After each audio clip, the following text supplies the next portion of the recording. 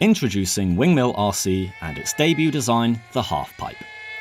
I've been trying to get my dad into the hobby as he likes the idea of one day flying warbirds, and a consistent obstacle to this has been his confidence getting knocked by the inevitable crashes. I can imagine there are many potential RC flyers out there who have been put off the hobby by the beginner's crashes, so I sought to design a model that reduces the impact of a crash. The HalfPipe does this in a number of ways. First off, it is a very simple model that is quick to build, so if it gets completely destroyed, an entire replacement can be built in a day. The electronics are basic and easy to transfer from a wreck to a new model, meaning you can have a replacement built from printed plans to a flight-ready model in around 6 hours. But on top of being quick to replace, the HalfPipe has proven itself to be a tough model. With lots of tape on the nose, it can take hit after hit. The HalfPipe-shaped underbelly, from which the plane gets its name, makes the plane bounce if it lands hard on it. The underbelly, when attached with just tape, can slow the plane down if it catches the ground, then release without tearing, so you can just stick it back on right then and there, then chuck it straight back into the air. If the wings get caught on anything, tape can cover the damage.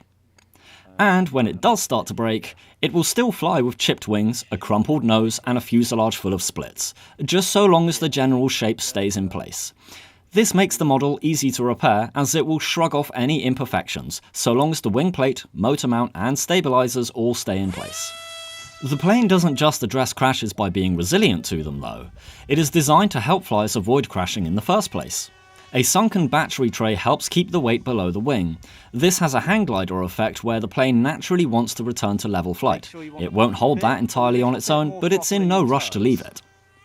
The vertical stabilizers sweep inwards towards the front, which stabilizes the yaw axis and keeps the plane tracking straight. Swept vertical stabilizers combined with the HalfPipe underbelly induces a lot of drag, which helps slow the plane down and grant the option of a more leisurely flying style. Being able to fly more slowly, combined with the plane being small, 50 centimeters wide by 50 centimeters long, makes your flying field feel bigger. You won't need to enter such tight maneuvers to keep it within bounds, so you can spend more time flying in the easy zones of the flight envelope. One issue I found consistent through all iterations of this design though, was that the pitch axis was far more sensitive than the roll axis. And being an elevons-only design, different rates were needed for the roll and pitch inputs to keep the different axes responding in a similar way to each other. Then, even with those adjustments, the plane was just a bit too free on its pitch axis, and my dad found it flew like a swallow, pitching up, stalling, dipping the nose, swooping down, and repeating. This is where the HalfPipe delta comes in. The delta wing stretches the elevons to match the wingspan and balances out the pitch and roll inputs, so now all beginners have to do is simply keep the rates low and use plenty of expo. Canards nearer the nose resist pitch movements, and the plane feels a lot more normal to fly.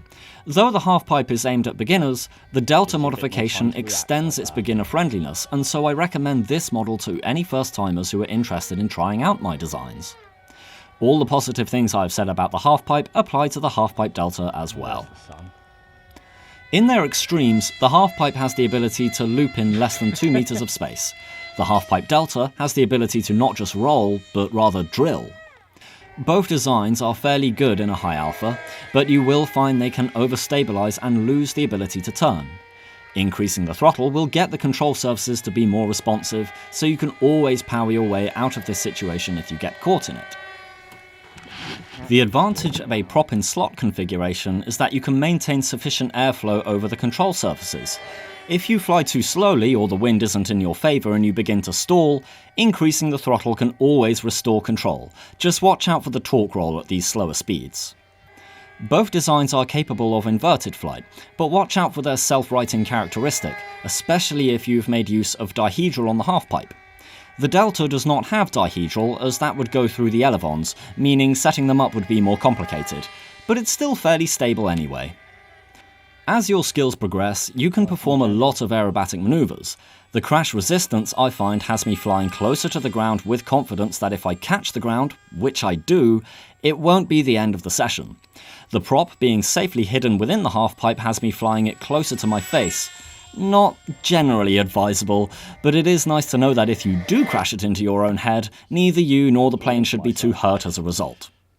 Oh, And another thing, if you don't use too much hot glue, both of these designs can be sub 250 when flown with a 2S 500 mAh battery. The HalfPipe has had quite the journey from prototype to exported plans, and after about a year of development, I'm feeling I've got it about as good as I can do without sending it out there and seeing what the world thinks of it. For those new to the hobby, I hope these designs give you a forgiving introduction to the world of scratch building and flying foam planes.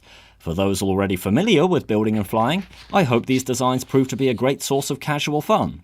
If warbirds are Le Mans race cars, the HalfPipes are bumper cars. Thank you for checking out my first release in what I hope to be many for others to enjoy.